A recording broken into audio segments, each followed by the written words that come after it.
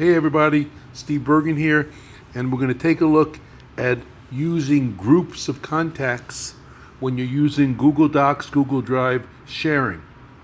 So I will just create a fake document and pretend I want to share it with a bunch of people.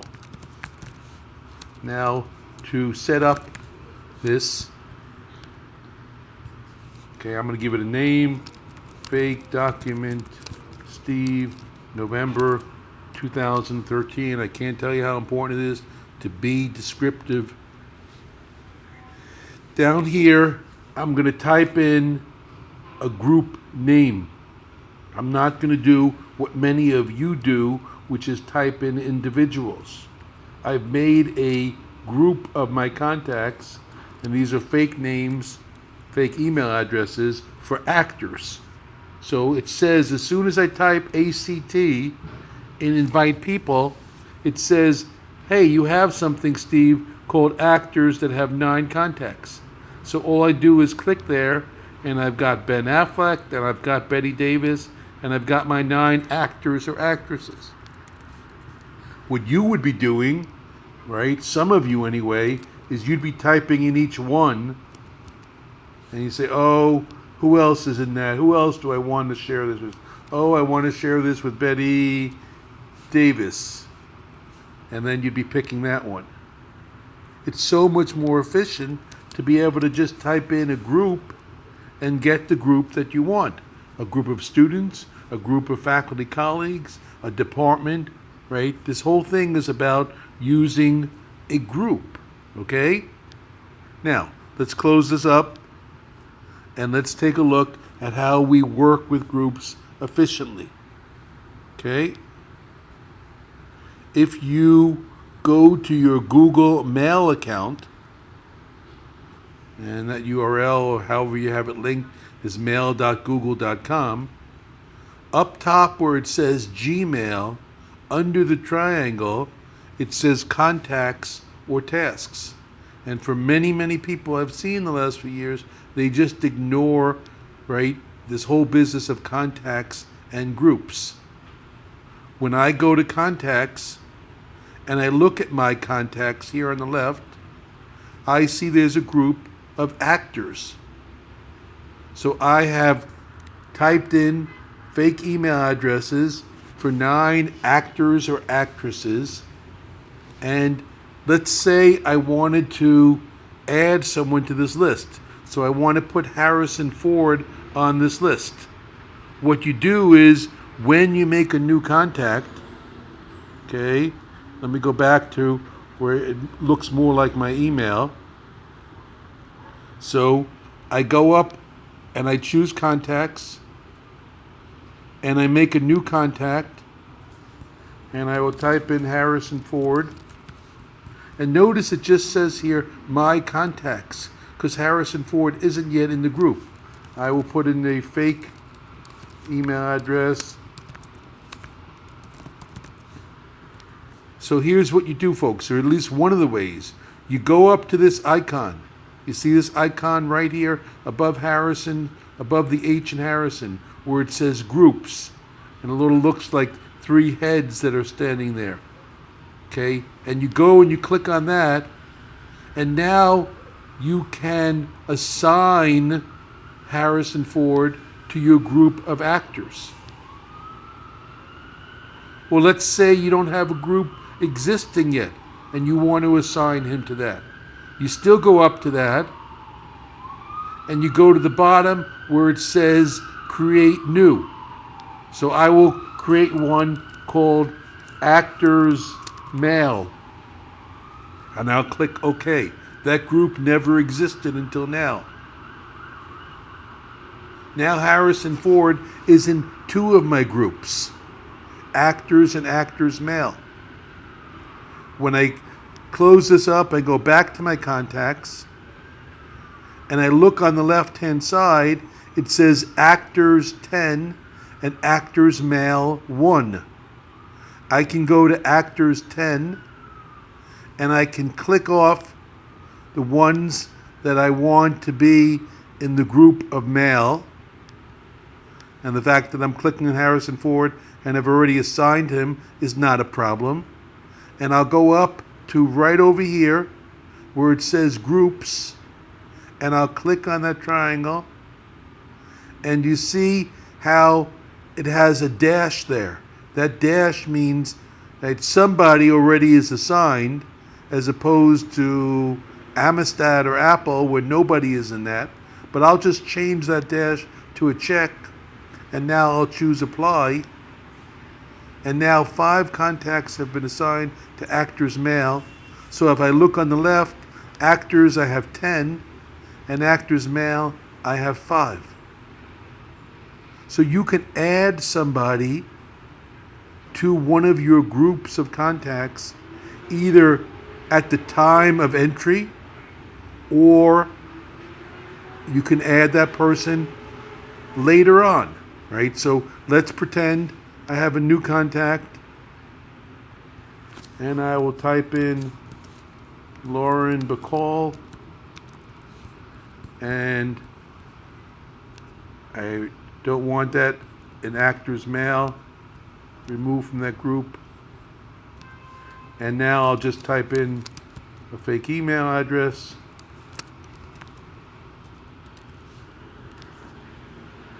Now, Lauren Bacall is not in any of the groups. I can add Lauren Bacall to my group of actors in one of several ways. I can, on Lauren's contact, for new contact, I can come over here and I can go to groups, and I can do it by checking the check right over here. But I'm not going to do it that method. I'm going to show you another method. I'm going to go to Actors, and now let me get these things unchecked. I'm going to use this icon, and this icon says, hey, there's somebody you want to add to Actors. So I click on that, and it says, who do you want? And I say Lauren Bacall, and it pulls it up. So there's a second way. There's 2 ways. It's so common in computers to have multiple ways to do the same thing. There are 2 ways that you can make somebody added to a group. Just like there's 2 ways you can have a group, create a group. I could come over here and I could go Betty Davis and Halle Berry and Jennifer Lawrence, and I could come and I can go to the group icon, and I could say create new at the bottom. So that will be one way to create something to be called Actresses Female. That's one method. Or I could come over here, go back to my Gmail, go back to my contacts, and then if I look down underneath, there are things that say new group. So I could say new group, and I could say Actresses Female. Be careful with how many bytes, how many letters you put in a name. Because now if I go to my contacts, you see how Actresses Female is getting pretty long.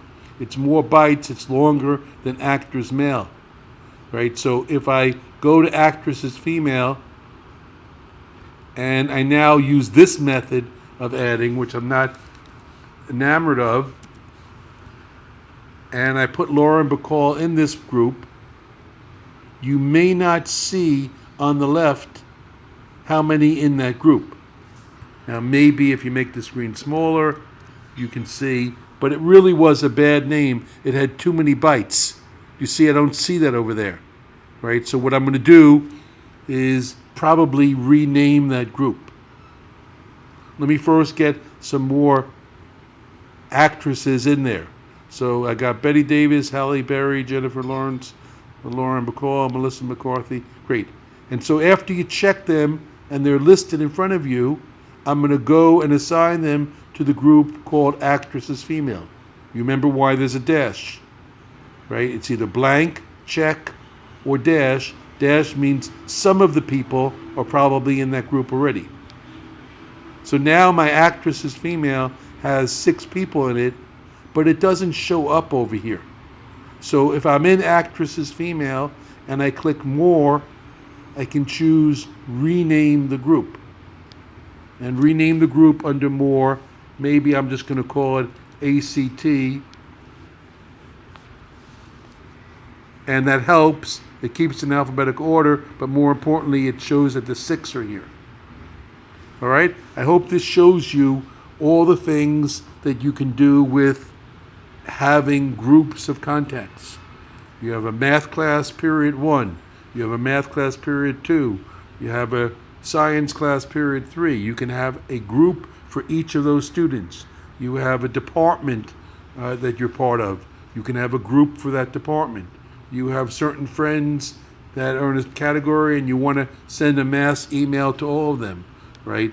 Groups are useful not just for Google Drive sharing, but they're useful, right, to come over here in the tooth section and say actors, and now I'm sending an email to all of these people. You got it? And slightly off the track, make sure you use BCC when appropriate, because it's much better to put the actors in BCC and maybe send the email to yourself and BCC everybody, because then they won't get each other's email addresses. And there won't be too much clutter because all those email addresses are there, or somebody chooses reply all, and we know how those emails go round and round and round. So when I go back to Google Drive now, I've got the power when I have a document to share this document with any group or groups that I want. Where it says invite people on the bottom, I could say this is going to my 5 actors mail. And then at the bottom, right after the comma, I say act female. And it's so much more efficient to be using groups. Okay, I hope this helps you on your journey, and I hope you work at it in practice, and rewind this video if you need to see it again. Thanks, Steve Bergen signing off. Bye.